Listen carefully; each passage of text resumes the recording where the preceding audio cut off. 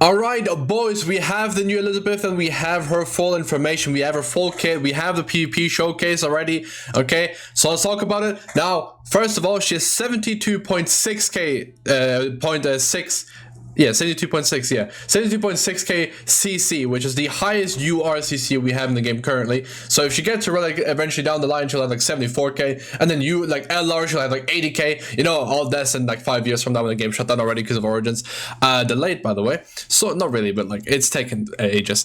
But anyway, so Liz is very strong, and she's gonna be very cancer. She is a DPS. I know we were all hoping she's a DPS. I was playing devil's advocate as I usually do, and I was saying, nah, bro, what? She'll be defensive. We'll have 27-minute long matches, but no, thankfully she is actually DPS. They actually like logged into the game and they saw what goddesses need. So there we go. We have a DPS now. She's not just a DPS. She's like actually like we'll get into the kit obviously, but she's like a mini Mael. Like the goddess team is very disgusting now.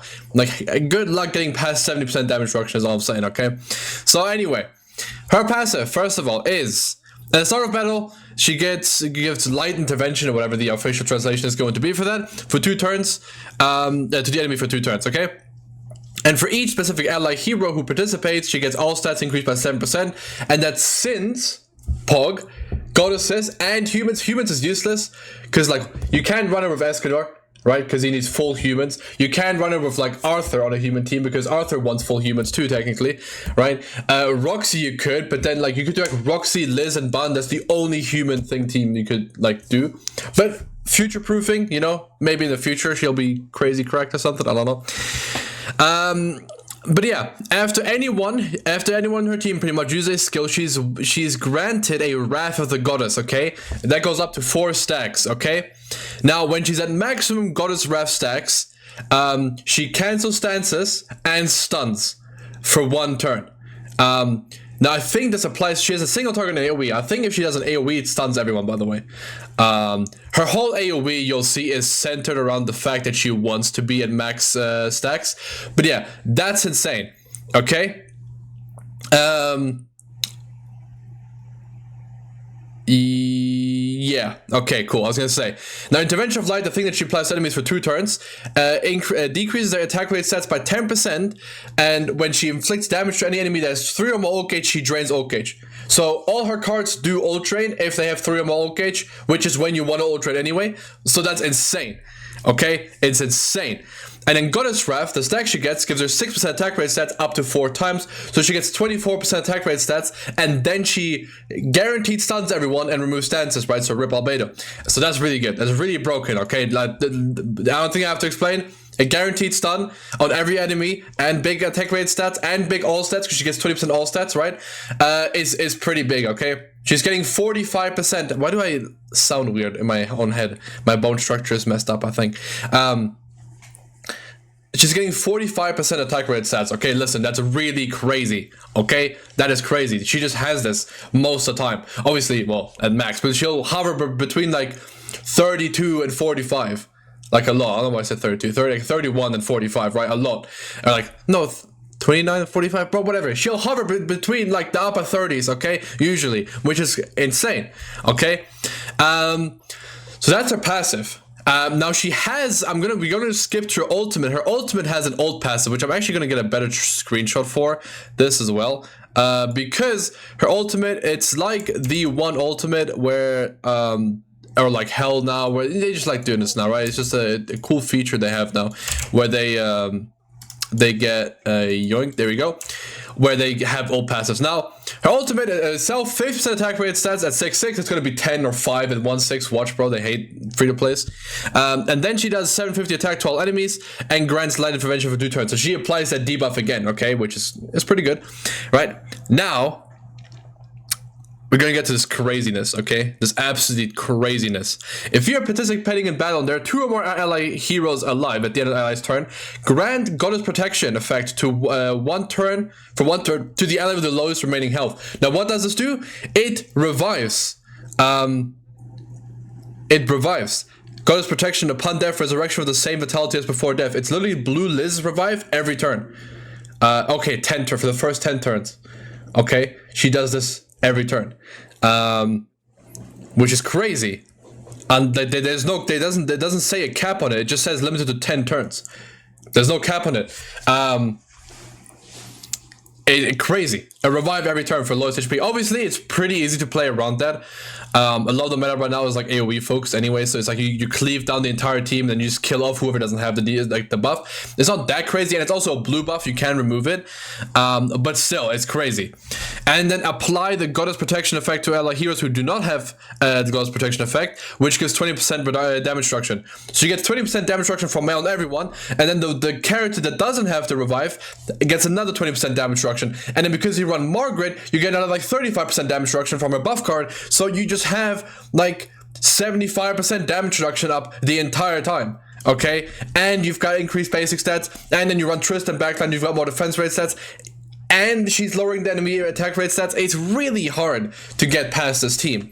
Okay, at least so I thought. Okay. Now her cards are going to be single target, is going to be severe punishment, which is pierce. It's pierce single target, and she also has like the Mel effect where instead of 30 it's 20 here. Damage for each goddess rage on her is, oh actually it's not like Mel, never mind. Damage for each goddess rage on her is plus 20%, so it's like a mini amplify, right? It's like for each of the stacks she has, she gets 20% more damage in addition to also getting 6% more attack rate stats per each stack, so that's really strong, right? So you use this when you have 3 stacks, you use this, and then you go into the AoE, which is flood. I don't know what's translated to rage. 1% additional damage per 1% of your remaining health, right? That's flood. And then I guess it's stronger than flood. That's why. That's what the thingy has. The one has as well. So that makes sense actually. Yeah, okay. And then 50% more damage when she has max stacks. When she's at 4. So you do a single target with 3, and then you do an AoE, and then boom, they're all gone. Okay, and they're all stunned.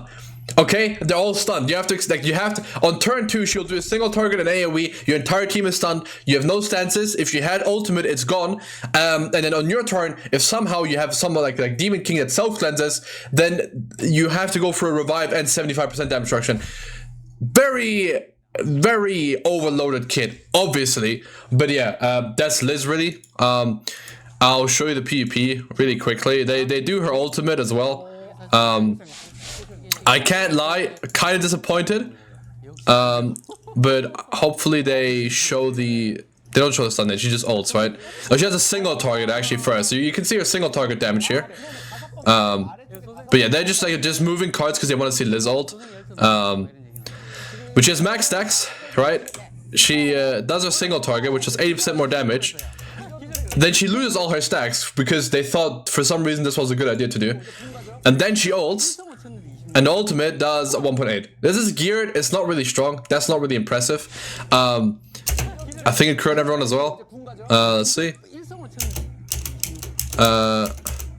It crewed everyone, yeah. It's not that crazy. I mean, it's good enough to kill at 6-6, but at 6-6, when you hit 3 people and everything's critting, I expect more damage. But they did do this stupid single target for no reason. Now, the single target did a lot of damage, okay? It did 400k, I think, or more. I lied, 260k to rank 1. Yeah, somehow her damage isn't that insane. But she still has a lot. She still has a revive to damage reduction. She doesn't have bad damage. She's not as insane as I thought it would be. But also, she's facing the unknown team, and we all know, like, they're just crazy, okay? But, like, 1.8 really isn't that crazy, okay? It's not that insane. Yeah, also, what's his name? On the JP livestream. Monspeak got his Holy Relic. He applies Ignites every turn if your team is full of demons, which is like cool, I guess. It's not good. He's still gonna be like bad. And also we've got rank 120 now, which I can't skip to. There you go, rank 120. So that's pretty cool. New feature for this. I'm gonna talk about this in the patch notes video though. But yeah, Liz is here and she's cool. And they actually showed her passive here much better, so I could have just waited for that. They do another PvP showcase here. Okay, maybe this one's on attack, so maybe she does more damage. How many stacks does she have on this when she does the AoE? Okay, she has max stacks. Let's see how much the max stacks AoE does. Okay, if this is geared 600k or she's shit. Nokia. Okay, 800k. That's good. That's really good. Obviously, that's really good. I don't have to explain. And they should all be stunned. Oh wait, no, it's oh, she consumes it on single target. My bad. Yeah, she consumes on single target only. I don't know why I got hyped up about the AoE. But yeah, she consumes on single target only. Yeah, so that's yeah. I mean, I'm gonna have to put a comment because people obviously are gonna watch to the end of this. But yeah, anyway, that's the list. Ciao.